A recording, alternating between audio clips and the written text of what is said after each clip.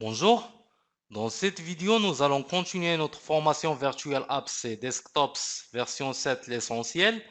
Donc, on va s'intéresser au socle de virtualisation supporté par la solution Citrix Virtual Apps et Desktops. Donc, nous aurons le plan suivant. On va voir déjà pourquoi on aurait besoin d'un socle de virtualisation.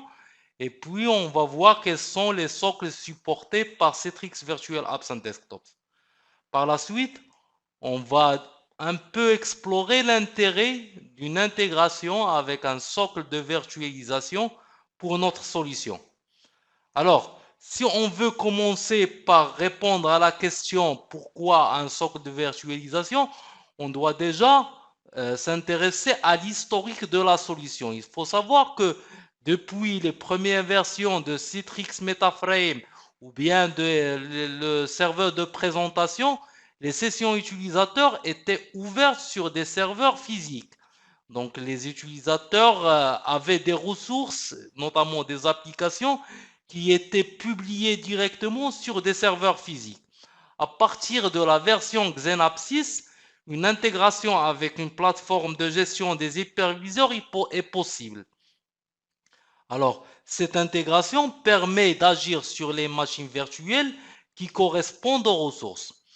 Et les utilisateurs ouvrent des sessions sur ces machines virtuelles.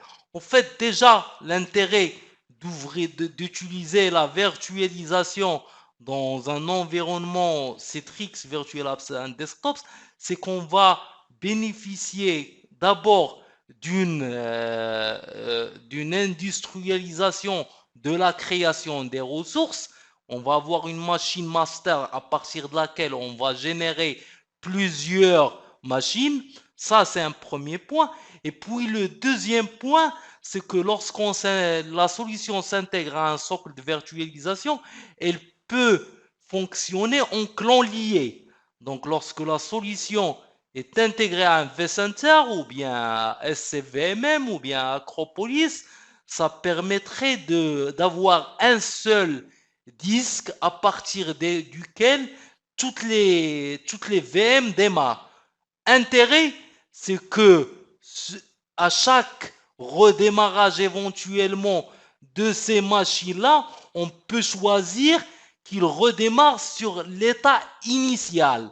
Donc, toute modification qui a été faite sur ces machines sont réinitialisées au moment du redémarrage, du moment qu'ils redémarrent sur le même clan lié, donc sur le même disque. Donc ça, c'est un des gros avantages de cette intégration avec un socle de virtualisation. En fait, ça est possible grâce à la communication de la solution Virtual Apps and Desktops à travers le rôle des livrets contrôleurs. Cette communication se fait avec les API hyperviseurs qui sont supportés, comme XenCenter, vCenter ou autres. Ça permet aussi d'allumer et éteindre des machines. Donc, à partir de cette communication avec les API hyperviseurs, on peut faire en sorte que le delivery controller émet des commandes pour allumer, éteindre des machines ou bien créer, supprimer des machines. Ça correspondrait bien sûr donc à l'industrialisation de la création des ressources. Et puis, ça permet aussi à la solution Virtual Apps and Desktops à travers le Delivery Controller de s'informer sur l'état d'alimentation des différentes machines virtuelles qui représentent les ressources. Alors, par rapport au socle de virtualisation supporté, il y a deux volets. Il y a le premier volet qui correspond aux hyperviseurs.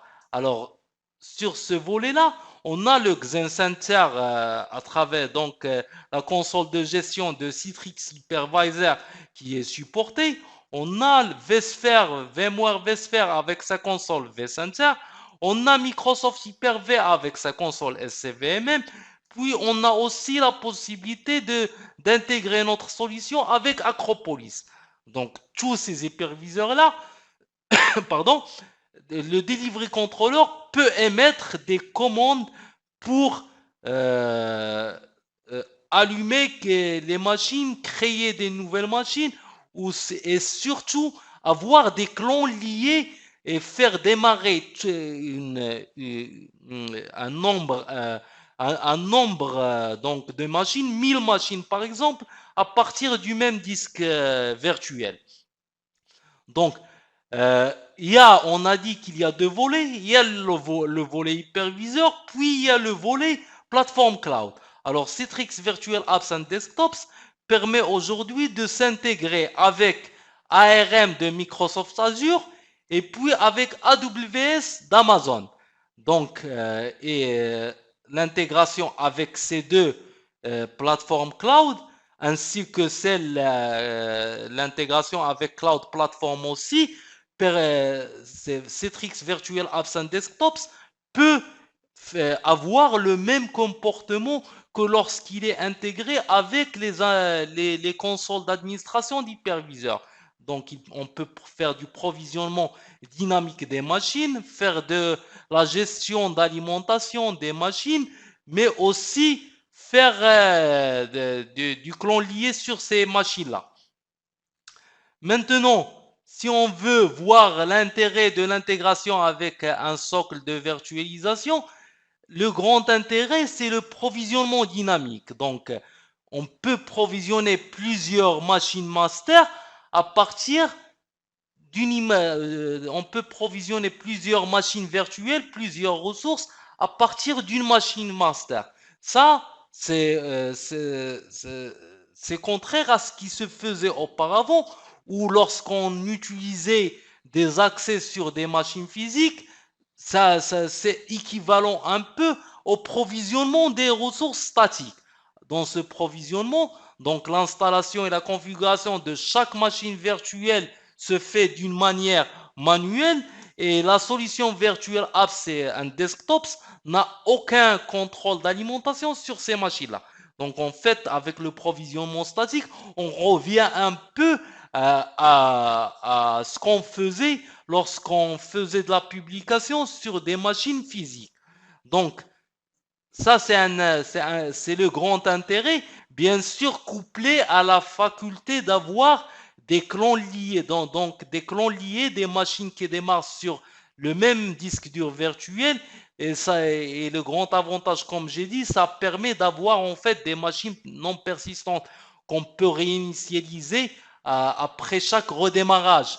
Et c'est très très important parce que ça vous donne en moins l'assurance que les utilisateurs vont utiliser la même machine que vous avez préparée le premier jour, sans aucun historique qui a été traîné au fur et à mesure de l'utilisation de machines comme des DLL qui ont sauté ou qui ont été corrompus ou autres. Donc avec ça, on arrive à la fin de cette vidéo. Je vous remercie pour votre attention et je vous donne rendez-vous dans la prochaine vidéo.